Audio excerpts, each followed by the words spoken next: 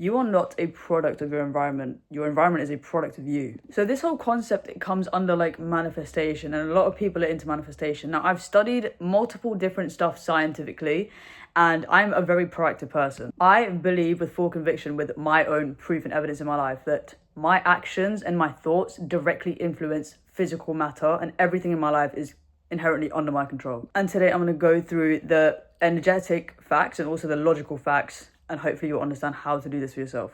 Okay, so manifestation, it covers this ideology of frequencies and energies, right? You attract what you are, which makes a lot of sense because energies and frequencies, they manipulate matter, right? So every tiny thing has an energy or a frequency. If you are vibrating a particular energy or frequency, you attract that specific energy and frequency. You attract more of it into your life because that is just how it works. Have you not noticed when you're having a bad day, more stuff happens, like your hoodie gets caught up in the door handle, like all this stuff? It's actually very logical if you look at the energetic side of it. And your energy impacts your behavior. I'm going to get into behavior in a little bit, but basically your behavior is kind of like the butterfly effect, right? So one thought, it's like a domino effect. It creates a domino effect on all of your behaviors and how you act. All these tiny, what seems to you insignificant changes actually like insanely change your life. The tiniest decision can lead to you becoming completely different to what you would be if you took something else. Now, let me explain something to you called wave function collapse. So wave function collapse, right? It basically means that everything,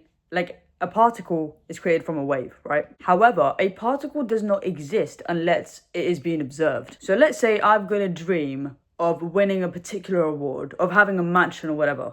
That exists in like the quantum realm, like energetically that exists because all possibilities exist, right? Now, when I place my attention by visualizing this thing, which unfortunately barely anybody actually ends up doing, what happens is the process called wave function collapse, which means the particle like exists when it is observed. So by the simple act of visualizing exactly what it is that you want, you are creating you're not creating, but you're allowing a particle to exist. This sounds very like techie and stuff, but if you think very logically, everything exists only because until when we put our awareness on it in our life, right? Now, how can you attract this experience into your life? Now, it was very interesting learning about this because I've been subconsciously doing it my entire life, and so have you. And it was so good to learn about the exact mechanics that goes behind it. So your intention, I've spoken about this before, it carries an electric charge, right? So if I have the intention of I want to, let's go with money. I don't personally really care that much about money, but that's very popular. So let's say I go with money. I want to earn 10k a month. That is my intention. My intention carries an electric charge. Let's put that to one side. Now, emotionally, what you emotionally feel carries a magnetic charge. So let's say I have the intention of getting a 10k a month, and then I pair it up with the emotion of abundance. I feel sufficient within myself. I feel abundant, That includes stuff like feeling grateful, all these things.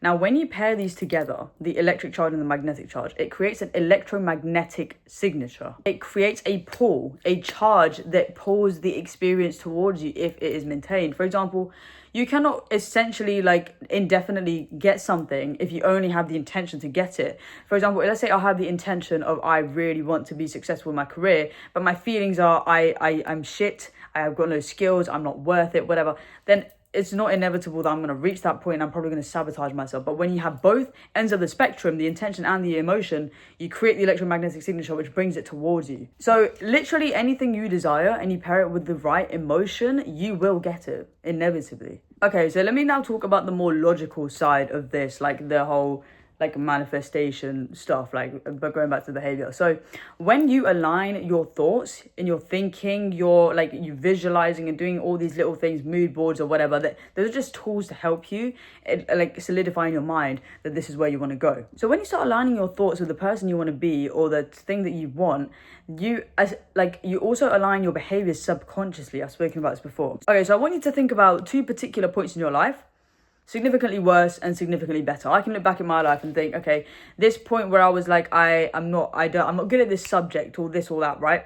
When I was younger, I wasn't that crazy involved with school. However, now I'm very educated. I genuinely cannot live without doing work. And I'm very intelligent, very, very. I was always gifted, but I never, in secondary school, did too much. It's because my thoughts, if you look at my thoughts and the difference, my thoughts were I can't be bothered, it's too difficult because people would pick it up faster than me. However, now I'm very intelligent. I'm smarter than, the average person. And that's why things like concepts become easier to me, because behaviorally what I do is I align my behavior subconsciously with exactly what I'm saying. So if I am somebody who says, yeah, I'm not really good at this, my focus is gonna be slightly off. These are all subconscious things that you don't realize. My persistence in continuously trying to understand the concept that I'm trying to understand, it significantly decreases. So all these things are subconsciously happening, and I get my cortisol spikes. No, like my stress hormones raise while trying to do this, which creates, again, it reinforces the thought of I can't do this,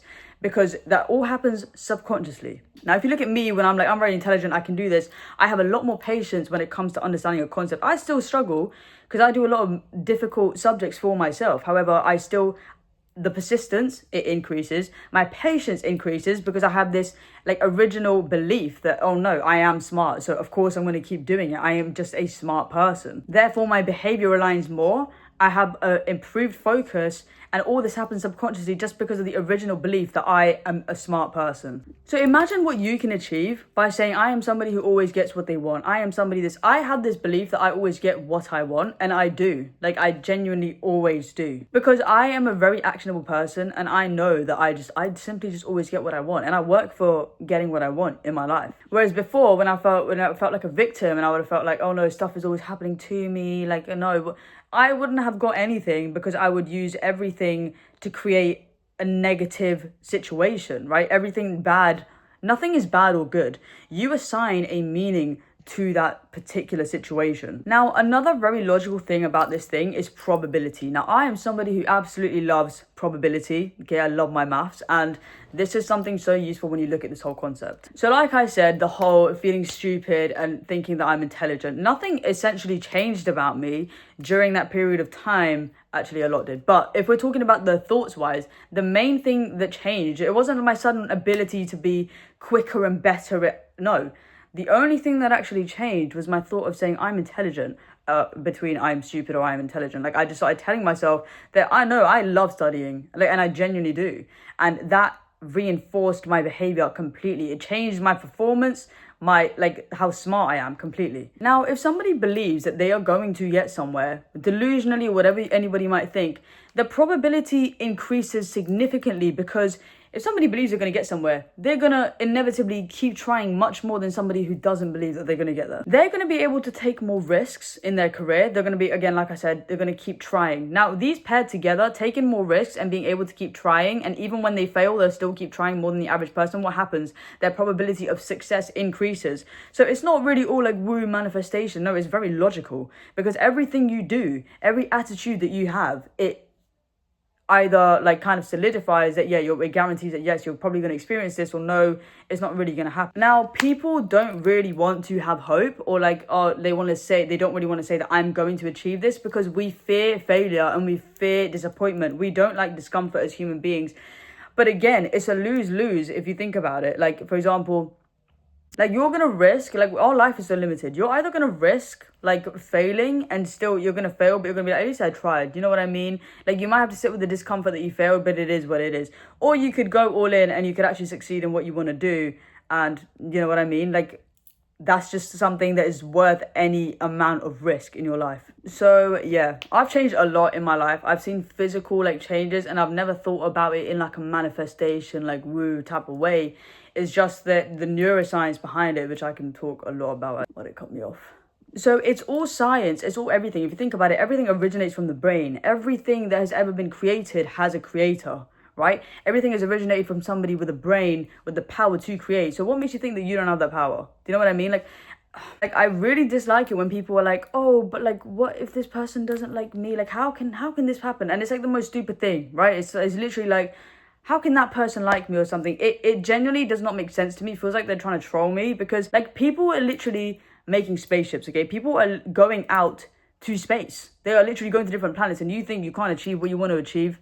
Like, please think logically. It's really ironic, because what I'm saying to like the average person might sound a bit delusional, that you can have whatever you want, but that's actually, if you think about it, the most logical way of thinking. Okay, that's all I've got today. I hope you enjoyed. I hope you learned a little bit about the logic and a little bit of the science behind manifestation, and you can have anything you want. Everything comes from you. Nothing is happening to you. It's all about perception, and once you change yours, everything else physically will change for you.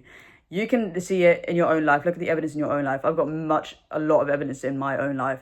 Everyone has evidence because it is the law of life. That's how life works. Okay, well, I hope you enjoyed, and I'll see you next time.